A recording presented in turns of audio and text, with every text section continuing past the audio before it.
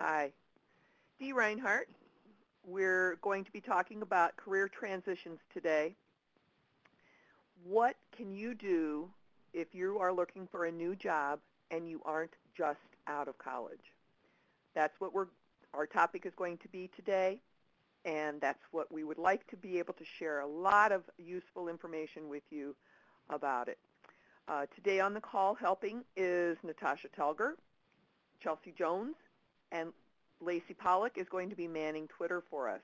So if you would like to follow the conversation in Twitter, you can do that at hashtag ILWorkNet or hashtag career transition. We will get going now. So you have been laid off, or you are coming back into the workforce, or you've just done something and you need to make a decision about what your next step is going to be in your career. What direction are you going to go? Which way will you turn? There's so many twists and turns that you can follow. You just really need to be able to make an informed decision about which path you're going to take. What is career transition? It is the process of making a career or job change from military to civilian, or a midlife career change. Maybe you know that your company is going to be doing a layoff, or maybe you have been laid off. Those are all things that Illinois WorkNet can provide information and services to assist you while you are in the process of making those career change. We have many resources, links, thought provokers, steps to follow, and just a multitude of things to help you through the transition process. Our transition today will cover three main topics: job seekers, what you can do as a job seeker in transition, education and training, how you can use education and training services that are available to you, and if all else fails, how you can start your own business. By the way, if you have any questions today, please put them in the chat pod so that we can answer them during the presentation. Job seekers. We are focusing on mature workers. We are focusing on those just recently discharged from the military and their families, and those who have been laid off from a job. From a January Forbes article, 40% of unemployed Americans, that's roughly about 4.8 million people, have been jobless for 6 months or longer. And about half of those 4.8 million people are over 50 years old. As of March 2013, 39.6 of those unemployed have been unemployed for over 27 weeks.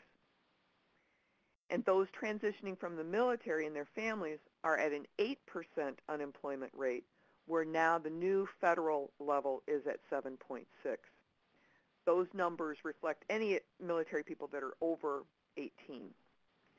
So some of those numbers might be skewed because there are other individuals who have been coming out of the military from other arenas.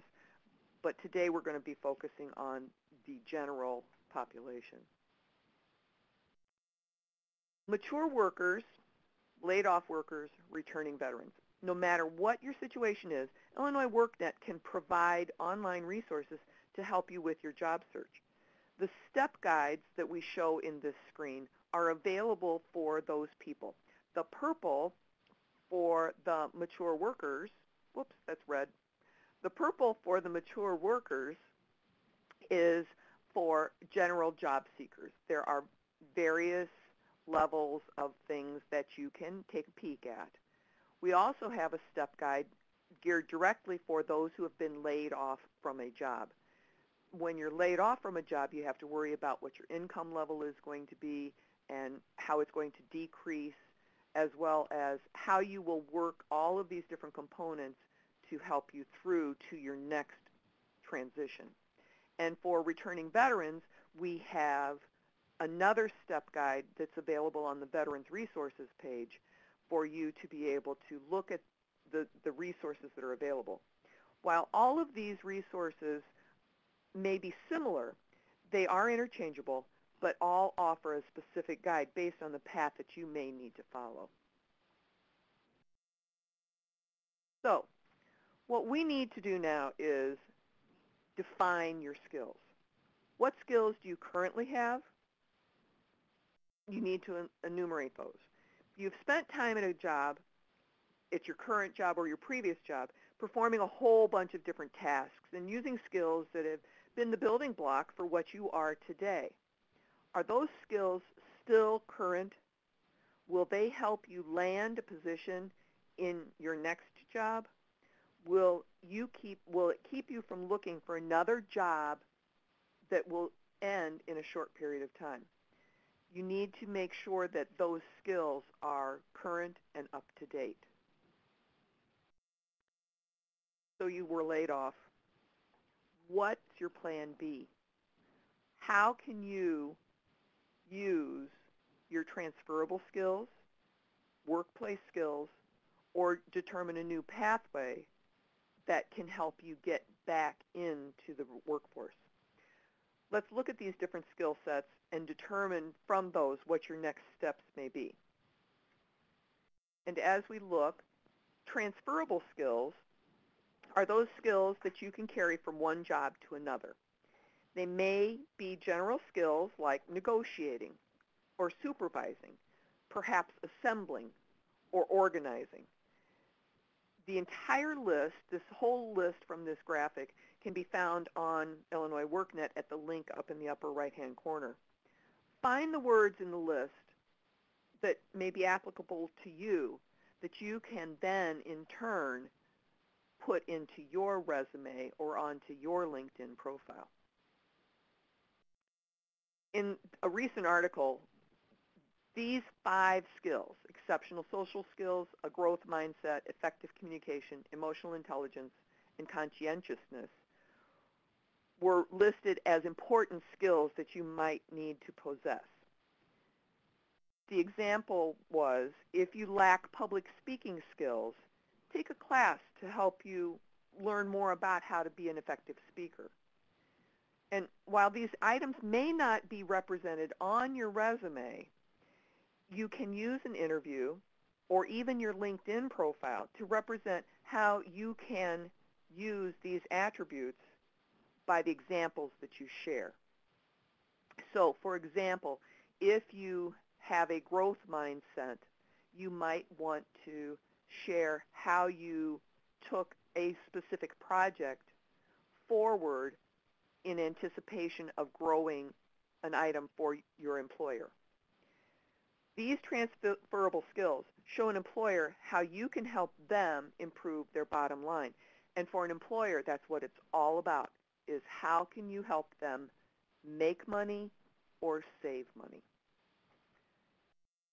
Those things can also be enumerated in your LinkedIn profile because you have so much flexibility in your LinkedIn profile to expound upon the things that you can't share in a resume because of the limited size of a resume available to you.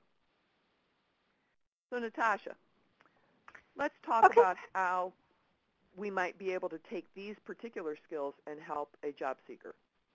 Okay, well, great. Dee has provided some really good resources to help you with identifying your transferable skills. And we had a little polling question in the lower left, and I can see that, many people have already checked which transferable skills they have or they, have used on a daily basis. And so a lot of times, when you think about what you do and the experiences that you have, sometimes it can be hard to identify some of those skills just because you just do them. That's just who you are. That's what you do. So sometimes it's just useful to be able to see a list of things and a list of those skills so that you can identify them and use them, as Dee had said, to update your LinkedIn profile, update your resume. So with these, one of the things we want you to do is, first of all, take a look at your academic, technical, and soft skills, because all of those are important. Those are the things that employers are going to be looking for. Now we do have some additional resources in Illinois WorkNet, and this is, what you're looking at now is the Workplace Our Skills Wheel. And you'll see that the majority of the skills wheel is focused on soft skills. But I do want to point out that there are three, big buckets or big areas of skills: academic, technical, and soft skills. And all of them are important. We don't want to, give the impression that only the soft skills are what employers are looking for. But that's what this skills wheel does focus on your soft skills. So within each of these areas in the skills wheel, you can take a look and dive a little bit deeper. It starts out with, a scenario. What would you do in this situation?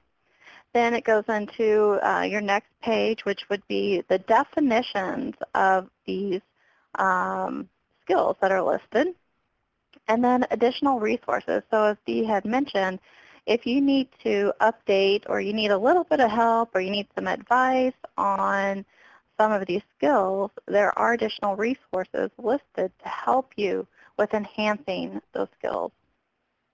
And then you can also use that information. It gives you some resources and tips on how to use that information to update your resume, LinkedIn profile, and so forth, and really use those skills to market yourself. So now what? So again, just as you do with the transferable skills, now the difference is a little bit more focused on workplace skills.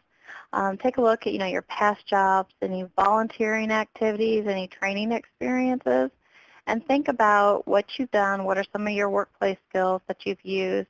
And, those can also help you not only with marketing yourself, but really taking a step back and thinking, okay, I use these skills, and these are the things that I really enjoy, what I've enjoyed in the past, and these are the things that I really haven't enjoyed. And granted, you'll have to, there always be some things that you really like about a job and some things that you're not as excited about. But understanding what you're really good at can help you make a decision on what path you should take for your next steps. So I'll turn it back over to Dee. Thanks, Natasha, for those insightful words. One way that we can investigate whether or not our current path might be right for us is to spend a little bit of time taking some surveys. And those surveys are available on Illinois WorkNet. And if you look at the link on the bottom, there's the link there that you can find these. And what these surveys investigate are your interests, your skills, your existing ones, the importance of specific work factors to you, and then the variety of career clusters where different jobs can be found. Each test takes maybe about 20 minutes, so a little bit over an hour. You can have some useful information to help you determine where you need to go, what your next steps might need to be. So then once you've determined what those areas of interest result in, then you need to do a little bit more investigation. That investigation will include helping you determine what direction do you really want to choose. Which way do I go? Suppose you were at your job for many years or in a position that has been eliminated because of technology. Or maybe you've just been discharged from the military and that skill isn't a traditional workplace skill in the civilian life. Whatever the reason, it may be time to select a totally new career path. But before you choose, you want to make sure that you're using some labor market statistics to help you make the right decision. Those labor market statistics help you determine whether or not the field that you were in is going to be there in another 10 years. It helps you, labor market information helps you determine which industries are experiencing the fastest growth, which of those industries have the fastest growing occupations, and what the current employment trends are within those occupations. You don't want to pick something that's going to put you in the hole right away just after you've gotten out of one. Labor market statistics also help you determine what economic development is going on in your local area. And it also helps you determine who the largest employers are within those industries. While you're looking at the labor market information, you want to investigate the different jobs and areas that are there and determine what the long-term employment trends are. In most cases, the numbers right now are going from 2010 to 2020 with economic indicators telling you where you're going to find the best chance. No matter what you do, based on the research that you find, you'll need to determine whether or not you're good to just find another job in the same industry that you were in, whether you need to update your skills in your existing career path, or maybe you need to retrain to go into a totally new career path. As you're picking that new pathway, another resource that's available to you is the Occupational Outlook Handbook, and this is on the Bureau of Labor Statistics at bls.gov, as you notice in the link in the bottom right-hand corner.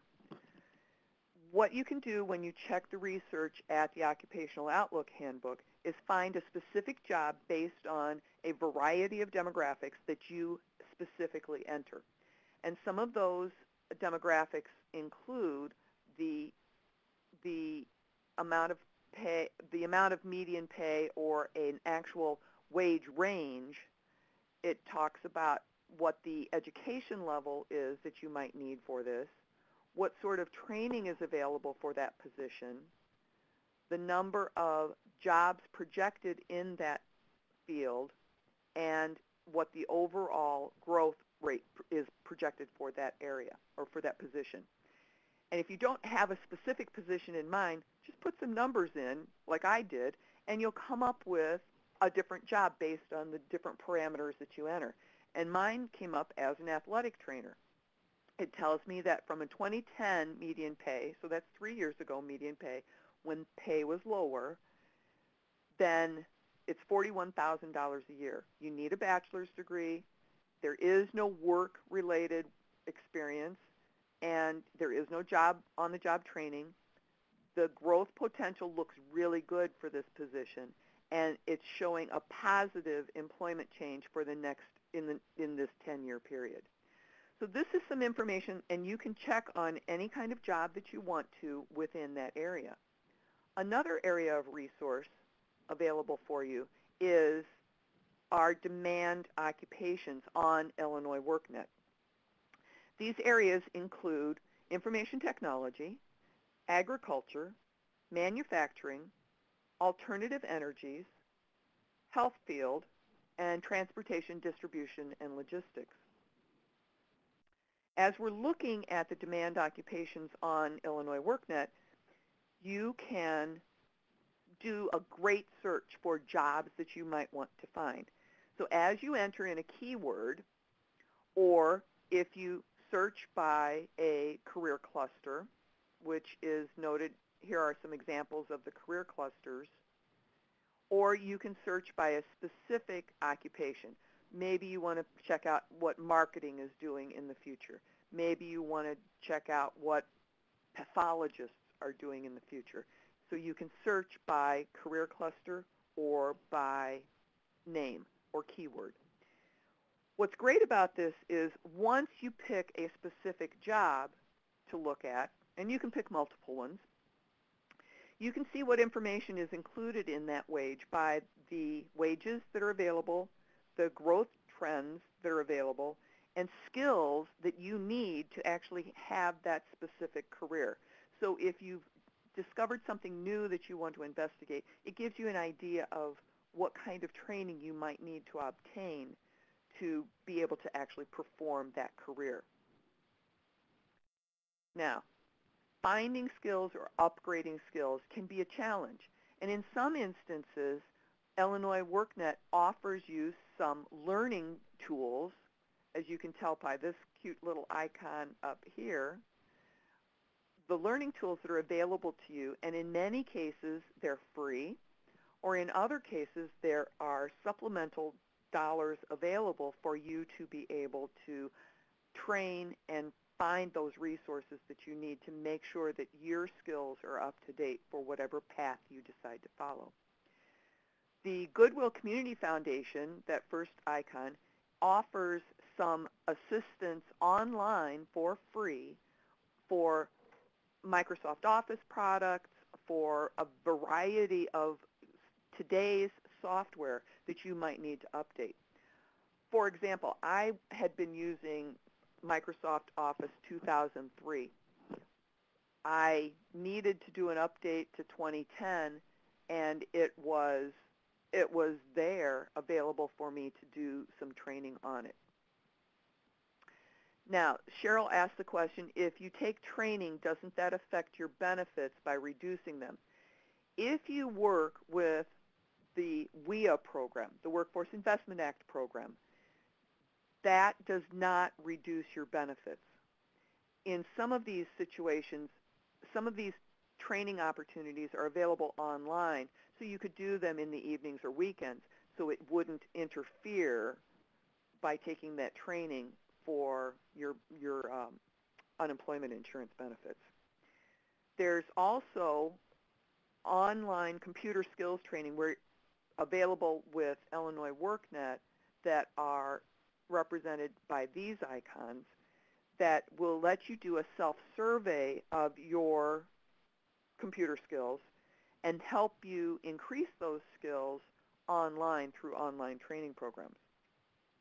And just as we mentioned, there are some benefits available for veterans programs as well as Workforce Investment Act funds that are available. And then there might be some other educational dollars available through the actual through the actual educational institution that you are looking to get some training from. So as we move on, before we move on, I want to answer Laura's question. Is there a comprehensive list somewhere of what types of training? Yes, there is, and I believe that Chelsea can put that link in the chat pod for you, if you would please, Chelsea. For the new pathway, now what? You've identified where you are right now. You are using your academic training, your transferable skills, and your technical skills.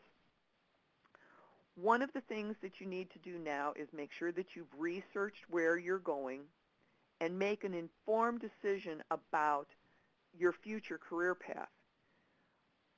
When you are done doing that, then you need to make sure that you have created a plan so that you can get to where you need to go. You need to either upgrade your skills, maybe you need to retrain totally, maybe you need to consider relocation, or potentially you need to start your own business. One thing that you need to include totally every time, all the time, is networking. When you are networking, it becomes a feature that you can say, hey, I'm in the job market for this. When you are looking for a new position, it always helps if you attend regular networking events, and especially industry-related networking events. Let's talk about this last component of our webinar today, becoming an entrepreneur, starting your own business. I happen to have been in a very similar situation myself. I had been laid off from a job after 12 and a half years, and I decided that my skills were strong enough to help me start my own consulting firm. So I did just this. I decided that I could do what I needed to do to earn a living. It doesn't start immediately. You do have to build. And again, networking comes into play with making sure that people know what it is that I'm doing. But some of the reasons that you may want to become an entrepreneur is that you are able to control your own destiny. Would you fire yourself? I don't know. I don't think that you would. It gives you the freedom. Being an entrepreneur gives you the freedom to build your business around the life that you choose, the skills, the interests, all of those things that you want to do. And it helps you have the freedom to pursue the life that you dream about. Now, just because you decide to become an entrepreneur, it doesn't automatically mean that you're financially set for life. But it does give you the ability to investigate and have financial resources to live a very comfortable life. One thing that you do need to consider as you are determining whether or not you want to become an entrepreneur is examined in this book. It's called the EMyth Revisited. The book talks about 3 types of people who start their own business. First is a technician. It's someone like a bicycle mechanic or a computer programmer or maybe a chef who is an expert in his or her craft. This often leads to these particular people going into business for themselves. They're good at what they do, and they know it. So why not reap the rewards of their labor? The technician is happiest doing the work that they are good at and ignoring the rest, which can be a recipe for failure. The entrepreneur. The entrepreneur is a dreamer. They like to have something new in their life. They like to reach for the stars. The entrepreneur lives in the future, thinking about what could be rather than what is. The entrepreneur is often frustrated by how slow the world seems to move.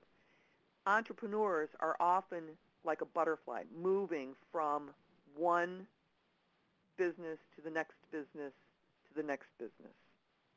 Now, the manager is a detail-oriented person. They dot the I's, they cross the T's, they pay the bills. They want a well-organized world with no surprises, a world where things happen in an orderly and predictable manner. Now, each of these components are necessary to have a business. Without an entrepreneur, you might as well keep working for somebody else. Without technical ability, the entrepreneur must rely on others to get anything done. And without the organizational skills of the manager, the other two would probably find themselves working in the dark because their electricity got turned off.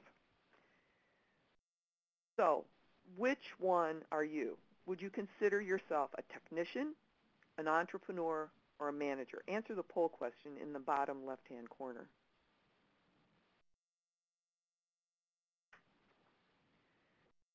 Now, if you decide to move forward with your own business, there are resources available for you.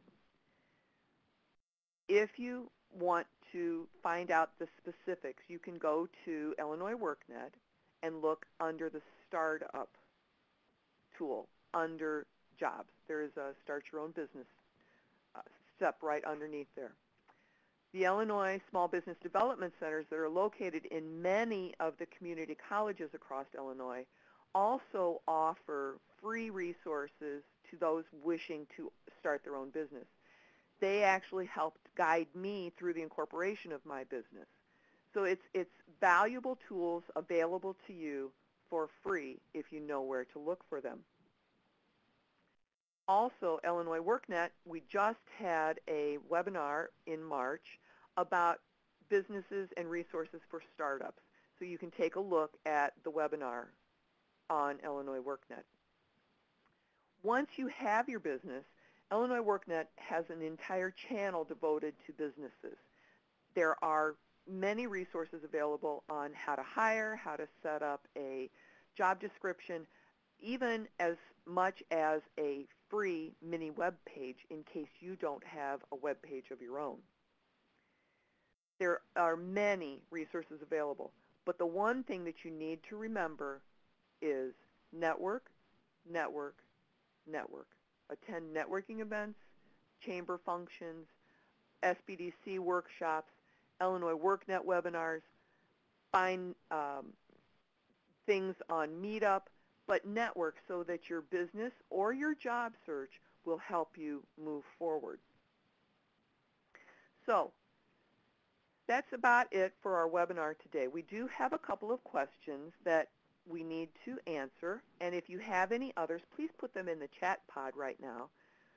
Our first question is, would the available training and education allow me to earn my master's degree? Jody, there are some opportunities for a master's degree training, but it is determined by the specific workforce area that you would be working with for your Workforce Investment Act dollars.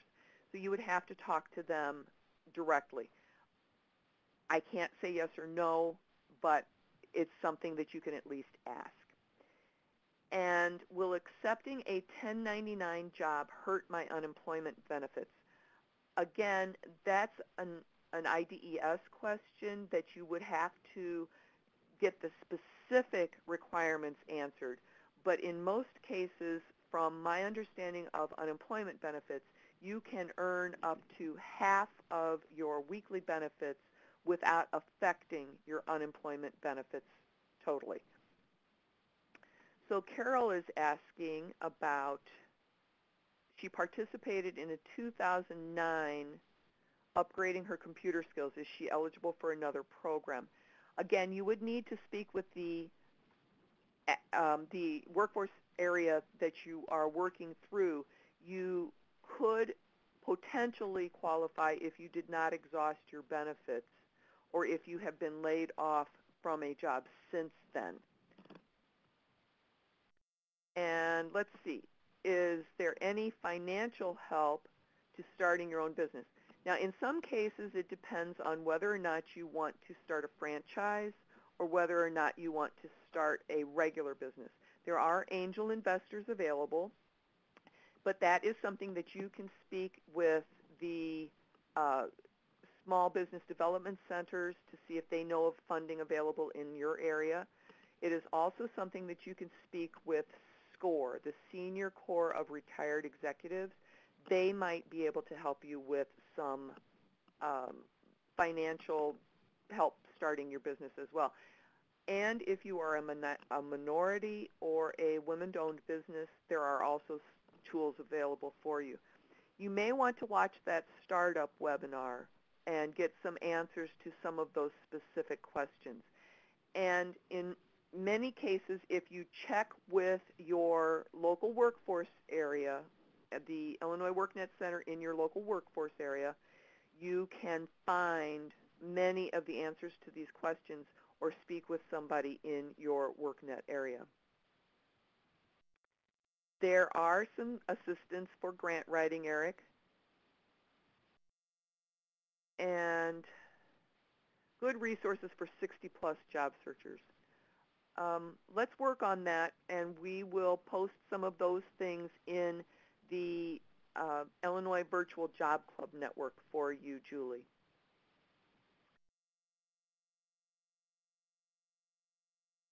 All right. Yes, you can transfer from one WIA to another, Carol. All right. We have, this presentation has been recorded and will be posted on Illinois WorkNet. If you would like to view it again or share it with someone that you would like to share it with, it will be posted hopefully by the end of the week.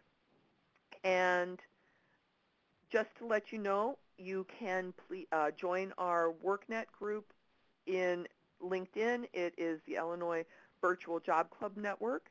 We answer questions and have discussions in there on a regular basis. Our next webinar is April 23rd and 25th. It is going to be on job search in the digital age. And on May 7th and 9th, we actually have some online live resume review that will be coming up. So if you are watching the group chat in our group on LinkedIn, we will be looking for volunteers to have their resumes posted online. I'd like to thank Chelsea for manning the chat pod. I would like to thank Natasha for her part in the conversation. I would like to thank Lacey for helping on Twitter. And everybody have a great afternoon. This is Dee Reinhardt, Time to Market. I'm a social media strategist and your guide for the